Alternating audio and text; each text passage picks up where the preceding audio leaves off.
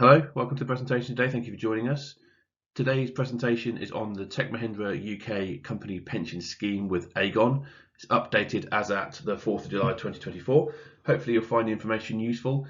Please do ask any questions as we're going through. Obviously, it's a Teams live style presentation, so you can't ask over the camera or the voice equipment, but there is a Q&A section on the right hand side of the Teams live screen.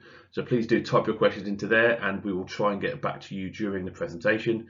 Obviously, if there's any questions that aren't able to be answered immediately, then do also please put your contact details, and we're very happy to have a one-to-one conversation with you after the presentation itself over the next couple of days or so. So hopefully you'll find this useful, but as I say, please do ask questions we're going through and hopefully we'll get them all answered for you. Quick introduction to who I am if you haven't heard from me or met me before. My name's Mike Savage. I'm a financial planner as part of Warren House Employee Benefits, and my job is as a corporate pension specialist in this context, but we are full financial planners, so happy to help you with anything from pensions, savings, investments, mortgages, through to medical insurance, tax planning, protection, anything financial that you think you might need support with or advice on. Please do let us know. We'll help where we can. Part of our service to Tech Mahindra is we don't only manage the pension scheme, but we also do make ourselves available to you as a team of employees to get advice services as and when you need us. So please let us know if we can help. And if it's not something I can do myself, then normally we have people within the team or within the wider network that we can refer you to, and we're obviously very happy to help where we can. Put a few useful links on here which we often get asked about when we're kind of giving advice to people, particularly from an Aegon pension perspective. First of all, there's a video link there on how to register your access to the Aegon pension scheme itself. There's also a video showing how to fund switch within the Aegon pension scheme, and I'll talk more about investments through the course of this presentation. But there's a short video there showing you how to physically make those changes if you wanted to. And also at the bottom, most importantly, a link to the actual fund range that is available to you on your pension plan. So it's all well and good being able to do it, but knowing which funds to pick is quite useful. So that range there details all those different options and allows you to pick with some key data on performance and actually what is inside each of those investment funds. So I hope some useful links there, and I'll show you another place later on where you can access a bit more data on a bit more wide and readily available basis. The pension scheme itself, this is again the Tech Mahindra UK pension scheme. It's provided by a company called Aegon, actually one of the largest group pension providers in the UK by market share. They've been around in this kind of sector for 40-50 years as well, so they've got a long track record, committed to this market, and hopefully they're constantly working on it, improving it, and making it as attractive a pension scheme as it possibly can do for you. Most importantly here, they've got a very good financial strength rating, and obviously from a pension perspective, you're going to be invested for the potentially very long term. So making sure that that company is financially strong and able to look after your money well is very, very important for all of us to be aware of. There are over 200 investment funds available across all major asset classes, so when you are looking at the options that you have, there's a really wide choice, and it can be anything from a really low risk cash fund to a really high risk Far East equity fund, global equity, technology. There's a huge selection available to you. And again, the link on the previous page, have a click through there and have a look, see what might suit you. There are also some specialist funds in there if you have a particular ethical preference or religious preferences, for example. So if you have anything that you're not sure about, you want a bit of advice on, let us know and we'll point you in the right direction and help you find those funds. Online access to policy information is really, really important here, particularly if you are traveling around or if you might be migrating internationally. And that online access will be available to you, and it's a great way to keep up to date with not only what's going on within the pension fund itself, but also keeping them up to date on where you are, where you're living, your contact details, etc. So that when you do get to retirement, there's a really easily accessible way of getting that money back out to you. So if you haven't already got online access to that plan, please do have a look at that. They will be issuing your annual statements into your online document portal, so getting information from there is really quite a useful place to go.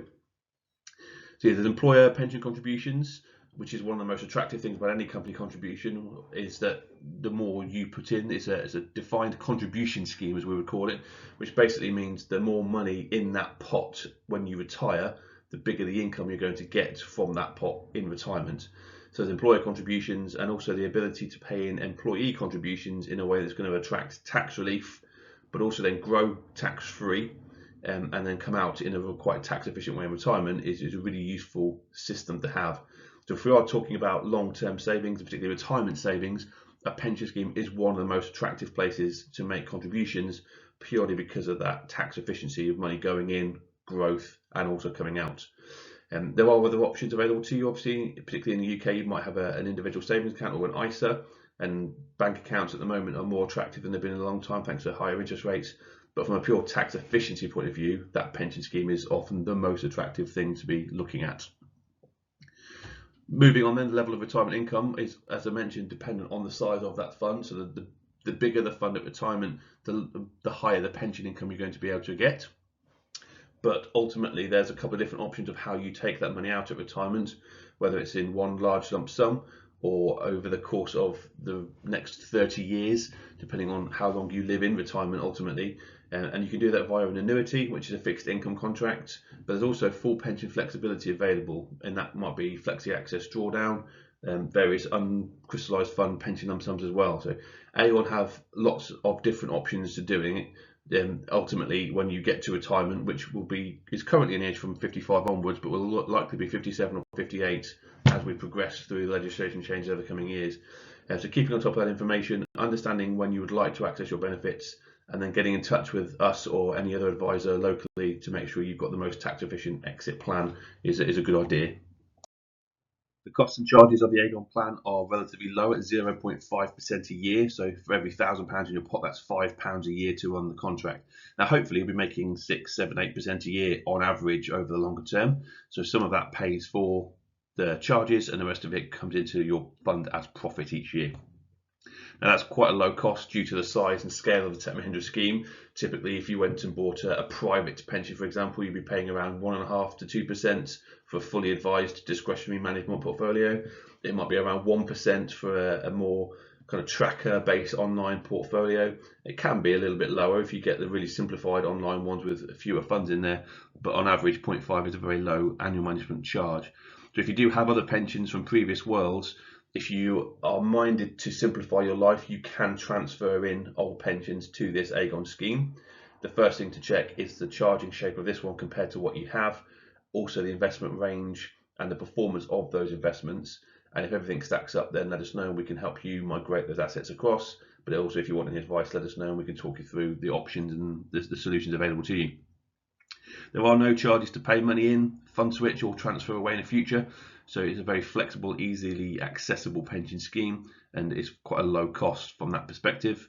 The scheme retirement age is 65, but you can currently retire from 55 onwards. As I mentioned, that is increasing to 57 in 2028, and then 58 down the line as well as part of the legislation changes where they're increasing retirement ages in line with the state pension age from the UK. Not many people access it from 55 onwards, but it's a nice flexibility to have. So if you are near that point now and you were minded to, do have a look at that and see if there's any way you can do it before those changes come into effect. So it's a group pension scheme, so you do control all the decisions. There are various other schemes out there, types where you might have, for example, a group of trustees making decisions on your behalf, but this one is an individual bank account in your name, just happens to be managed by Aegon under the Tech Mahindra banner. So you decide how much you pay in, you decide when you retire, you decide how it's invested, and all of the other options along with it. You can obviously do that all yourself through the online portal. You can come to us if you have any questions, or feel free to appoint your own advisor in the background if you feel more comfortable with somebody else. But hopefully there's lots of choices there that can give you the best possible pension scheme for the future. As I have already mentioned the words investment funds and options a few times in this presentation, I thought I'd just remind you of the default fund that you have access to. So this is a fund designed for the average person. It's a balanced plus core lifestyle portfolio. Now, ultimately, this is where you go automatically. You can then choose to move that to a different fund if you wish, or most people, a lot of people, do end up staying in this for a long period of time. So hopefully it's a well-managed fund with some decent investment performance that will look after you if you don't want to make any decisions right now. It's split into two stages. Stage one is the growth phase, and this will typically be up until the age of around about 57, 58. It's a growth point where you have about 60% or so in equities, which is the more volatile, higher risk area, but hopefully the more growth focused area. And then the other 40% is spread across bonds, cash, commercial property, as a few examples, to temper that risk and have a bit more diversification so that you haven't got all of the money in one particular type of asset class. It's spread across 4, 5, 6 different things. Now that's partly UK, partly international, so it's quite well spread across the world. But most importantly, in that growth phase, it's those equities driving that growth with the lower risk assets tempering some of the volatility. Now, as you get closer to retirement and the lifestyle phase kicks in, which is 57, 58, 59, depending on what your selected retirement age is going to be, it would start about 6 years ago, 6 years ahead of that retirement date. It will automatically start moving you towards safer or lower risk assets. Now, there's no guarantee that those lower risk assets won't go down in value if market conditions move against them, but hopefully they're more stable, less volatile, so that as you get close to retirement, you have a more stable approach. And in the early days, you want to target growth, but you accept that there might be some bad years before that growth kicks in. But obviously, you don't want that same volatility just before you're about to retire. You want more stability, more surety, so that when you do come to retire, you know what's going to be in there. Now, this won't suit everybody, particularly if you are going to be going into a more flexible drawdown in retirement. You might want to have that growth phase for longer. You might be retiring after age 65 or way before 65, in which case you might want to restructure these phases. So this is the default. You can then choose to amend that and make any choices around that between now and those points in time. And if you want any advice, please do let us know. From a performance perspective for that fund, over the last year, so this is a calendar year performance from the 30th of June 2023 to the 2nd of July 2024. The default fund there, so that balance plus core portfolio, has grown about 11.23% over that time period. And I've also shown its sector comparison there, so it's a comparative peer group, which grew about 9.1%. So it's outperformed its peers, which is great. 11.2% is quite good. You can see there the volatility through that time period. It was underperforming for the first 3 to 6 months of the year, and then towards the back end of 2023, it started to do really well. That's broadly as inflation started to slow down and interest rates stabilized. The riskier assets, those North American equities, the technology style companies, they did really well, and that gave it a great boost towards N23, and that's so far carried on through 2024. And obviously, past performance is not a guide purely of future performance. So do monitor this, make sure it's the right risk level for you, and if you do want to have any other investment funds, you can change that to higher or lower risk options along the way. Expanding that default fund performance over a longer period of time, this is about a 10-year investment return, again mapped against the cautious investment 2060 share sector. So over that time period, the investment fund's grown about 67%, so that's just a touch under 7% a year on average for the last 10 years. And that even is factoring in what was a pretty dramatic time during the COVID lockdowns, where the investment performance was off best part of 50% in a relatively short amount of time. And that's what we mean by volatility. It's that peak to trough drawdown. Now, thankfully, the COVID lockdowns was a relatively short-lived issue from an investment market perspective, at least, and it recovered really well through 2020 into 2021, and back end of 2021 it was up towards about the 60% total growth. It then came back down again through 2022, and that was largely inflation issues and the way that affects global technology prices. So that did drop down back towards the late summer 2022, and then since then, as I mentioned on the previous graph, it has recovered pretty well, had some reasonable returns in the last 6 to 12 months in particular. So over that time period, it's averaged about 7% a year, and this is net of charges as well. So hopefully this is what you would have seen physically being added into your pension fund.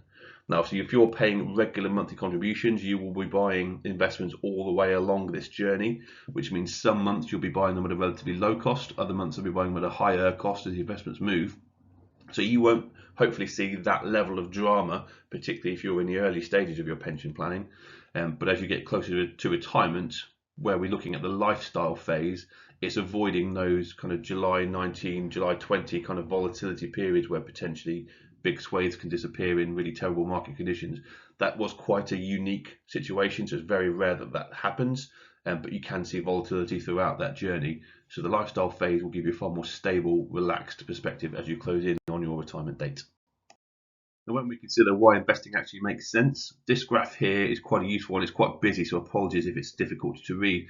But the purpose of this graph is to demonstrate the different types of assets that I mentioned being held within that growth sector and how they compare to each other.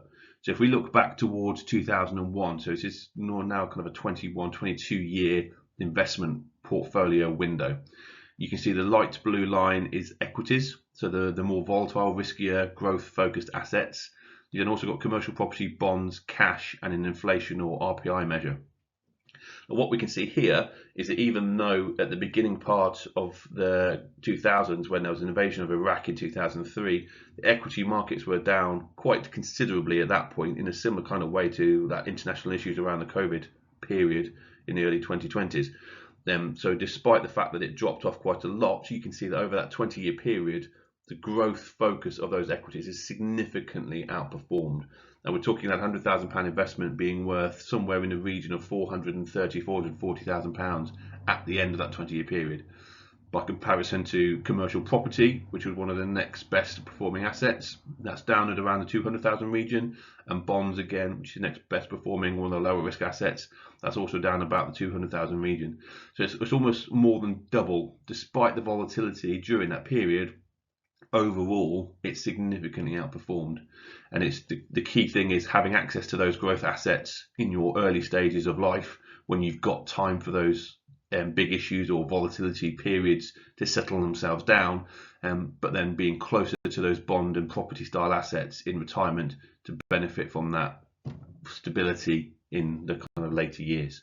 So hopefully that's useful and it gives you a bit more of a feel for the different kinds of assets and how they work against and for each other. Frequently asked questions here that we often get spoken about in these kind of presentations. First of all, can I transfer existing pension schemes into this one? As I mentioned earlier, yes, you can indeed, although this may not always be the best solution. Do have a bit of advice around that. It's important to compare the funds within there, the performance, the costs and charges, but also the structure of those benefits.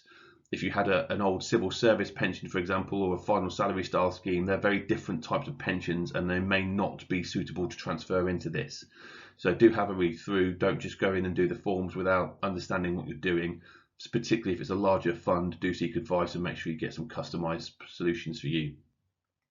How much should you contribute to a pension scheme is actually quite a difficult one to establish, because ultimately this is a long-term savings vehicle and you're not going to be able to access this money for 20, 30 years potentially. So first and most importantly is whatever is affordable for you and your family. And it might be that in the early days of pension planning, that starts off at a relatively low level, maybe around about the 5% that the default contribution level is. But over time, you can then increase that.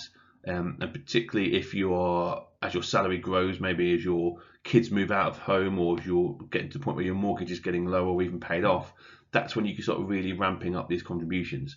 Scottish Widows did a piece of research a couple of years ago and suggested that 12% of salary in total was a good position to be in if you could.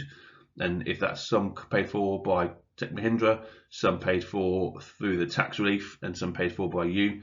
But it's also, I feel, very important to have a selection of different investments that you are building on through your working life. So having maybe a third of your wealth in property, a third in pensions, but also then having a good liquid savings pot that's in cash or ISAs or other tax efficient vehicles that are more accessible. Having that diversification will give you more flexibility over how and when you draw income in retirement. So it's not always right to put all of your eggs in that one basket, to do spread it around. Do keep track of your pension scheme. I mentioned a few times about the online access portal. That's where you'll get your annual statements, but also you'll get day-to-day information on how the investments are doing. So please do register if you haven't already and have a look at that. You should have received access codes and PIN numbers, etc. when you first got your pack from Aegon. But if you have any problems, they can be reordered, and I'll show you again how to do that in a minute. What if you leave the company? It's quite an important question here because nobody ever really stays in one company for their entire working life nowadays. So most importantly, you can transfer into this plan, but you can also transfer this plan out somewhere else. So logically, you would go to your new employer, see what pension scheme they had available to you, and make a decision over which one you prefer to use going forwards. It might be then that you pick up the £10,000 that you've saved with Aegon, move it across into that new one, or it might be that this one is better, in which case you leave this one where it is, let it keep invested, let it keep growing for you in the background, pay into the contribution scheme that you've got in your new employer, but then down the line, if you then moved on again, combine the pensions into a different one or move them around in the future. You don't have to make that decision the minute you leave. The money will stay invested, it will keep growing, it will keep developing over however long you decide to leave it for, and that money can then sit there and it can be used later. So don't worry too much about it. The one caveat to that is if you were to move internationally, I would recommend that you have a chat with an advisor before moving and potentially transferring this pension into one that is more accessible internationally. You can see it remotely through the online portal, but it can be relatively difficult to get the money out at retirement. You might want something that's more easily, readily available for that. So if you're about to move internationally, give us a shout beforehand, and if there are any tweaks that do need to be made for you, we'll let you know. We can help you do that. How does this affect my state benefits? Another question, because one of the benefits of being working in the UK for a long period of time is you accumulate state pension. Broadly speaking, you have to work at least 10 years in the UK to qualify for a state pension, and then have to work for a total of 35 years to get a full state pension. And if you work between 10 and 35, then you get a prorated amount based on your total amount of service in the UK, contributing towards the national insurance. So at present, private pensions do not affect your state pension benefits. If you've hit your annual stamp for those 35 years, you will get your full state pension. It's not means tested, and the more private assets you have, hopefully the better, more flexible income you're going to have in retirement. Now, who knows if that's going to change, but at the moment, that's the situation. There are other state benefits out there that are means tested. So from that perspective, the higher income you have, the less likely you are to qualify for those few means tested benefits. But all being well, having a good pension fund and also being able to qualify for full state pension should put you in a really good position for your income in retirement.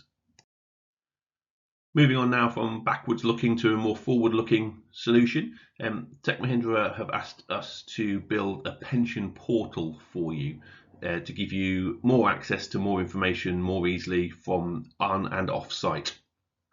The address is listed there for you. We've put it on our servers externally, so it should be accessible remotely on whatever platform device you are using. But obviously, if you do have any issues getting access to that, let us know. But the idea of this portal is to get a central data source where we can update fund performance, give you regular reviews, but also provide a central location for forms that can be used to make changes, give you access in and out of your pension, etc. So I'll give you a short presentation guide of that next slide. So here's the portal that we have built for the Tech Mahindra UK pension scheme. You'll see here that it's based on a simple website style format. Got a few questions. There's a lovely mugshot of myself, just to remind you how attractive pensions can be. But also here then there's a contact us button that will produce a blank email template that you can get in touch with us to ask any personal questions.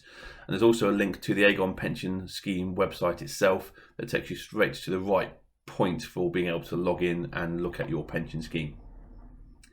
We also then have a few YouTube buttons here, so the Aegon registration and investment change. These are both the videos that I mentioned on that useful links at the beginning of my presentation. If you click on those, it'll take you off to a YouTube video that shows you how to register for your online account if you haven't already, and also how to then follow through the investment change part of that portal, so that if you do want to switch out of your default fund into something else, it'll give you a summary of how to do that and give you a bit of a feel for it. Now, I appreciate that might still be a little bit complicated and you might still want advice, so do get in touch if you need us and we'll help out wherever we can. I've also then included a link to our main corporate website there at Warren House, which just gives you a little bit more information about who we are, how we work, and the team available to you in the Milton Keynes office. Next section here, we've put some investment review documentation. So the performance, as I mentioned within the slide there, the aim is to keep that relatively up to date in the background through this page here.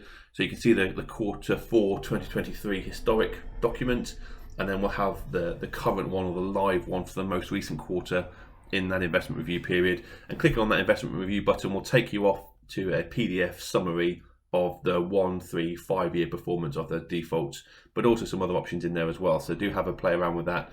And again, it's a good, hopefully, an information source that will give you more and more information about what's going on and how to manage that going forwards. Moving down then into this little table at the bottom, the first screen highlighted is the more information.